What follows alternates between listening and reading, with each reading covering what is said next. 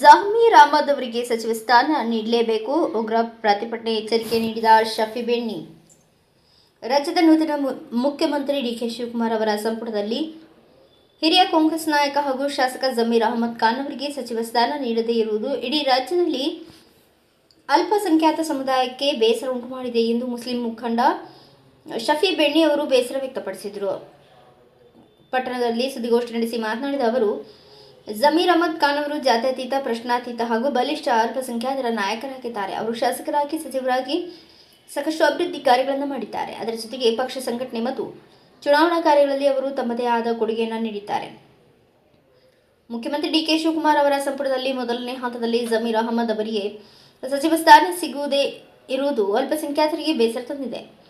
ಎರಡನೇ ಹಂತದಲ್ಲಿ ಜಮೀರ್ ಅಹಮದ್ ಅವರಿಗೆ ಸಚಿವ ಸ್ಥಾನ ನೀಡಲೇಬೇಕು, ಇಲ್ಲದಿದ್ದರೆ ಅಲ್ಪಸಂಖ್ಯಾತ ಸಮುದಾಯದ ಜನರು ರಾಜ್ಯದಾದ್ಯಂತ ಉಗ್ರ ಪ್ರತಿಭಟನೆ ಮಾಡುವ ಸಾಧ್ಯತೆಗಳಿವೆ ಎಂದು ಹೇಳಿದರು.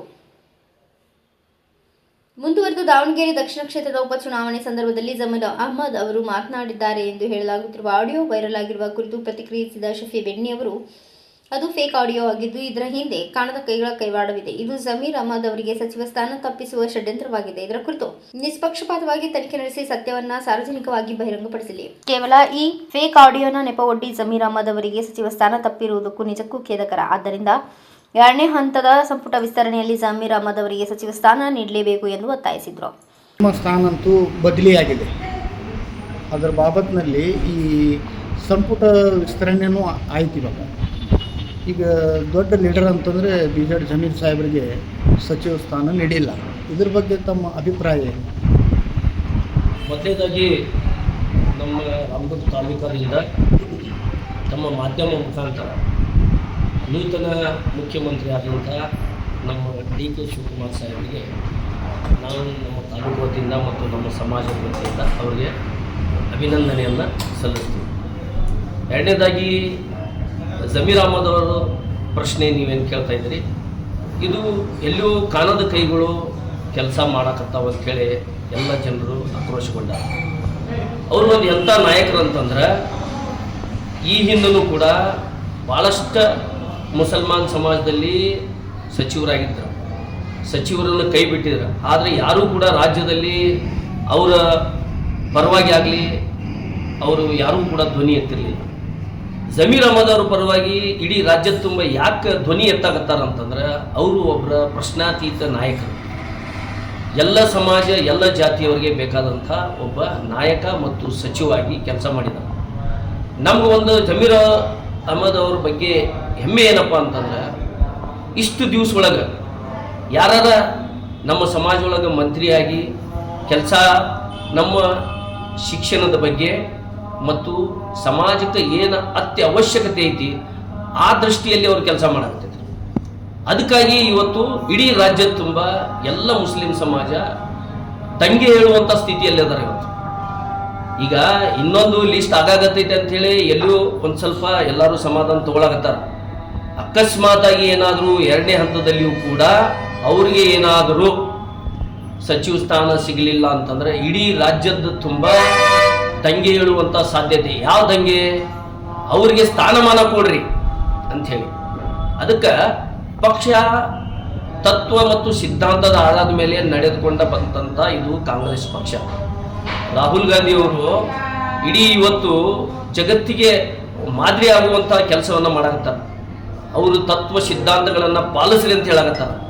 ಇಲ್ಲಿ ಎಲ್ಲೋ ಅದು ಯಾರೋ ಒಂದು ಸುಳ್ಳು ಆಡಿಯೋವನ್ನು ರಿಲೀಸ್ ಮಾಡಿದ್ದನ್ನು ಅದನ್ನು ಒಂದು ನೆಪವಾಗಿಟ್ಟುಕೊಂಡು ಇವರಿಗೆ ಅವರ ಸಚಿವ ಸ್ಥಾನವನ್ನು ತಪ್ಸ್ಯಾರ ಅಂತ ತಿಳ್ಕೊಂಡು ಭಾಳಷ್ಟು ಜನ ಮಾತನಾಡಕತ್ತಾರೆ.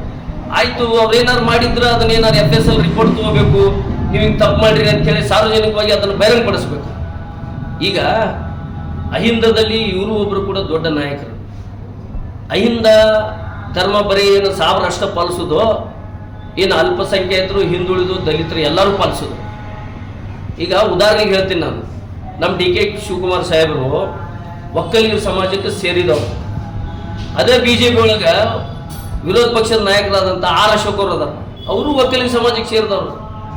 HD ಕುಮಾರಸ್ವಾಮಿ ಅವರು ಒಂದು ಚಲೋ ಹುದ್ದೆ ಒಳಗದಾರ, ಅವರು ಒಕ್ಕಲಿಗ ಸಮಾಜದವರು. ಹಿಂಗೆ ಎಲ್ಲ ಸಮಾಜದವರು ಕಾಂಗ್ರೆಸ್ದಾಗ ಹೋದಾರ, JDSನಾಗ ಹೋದಾರ, BJP ಹೋದಾರ. ನಮ್ಮ ಸಮಾಜ ಮಾತ್ರ 95% ಒಂದೇ ಪಕ್ಷದಾಗ ಐತಿ.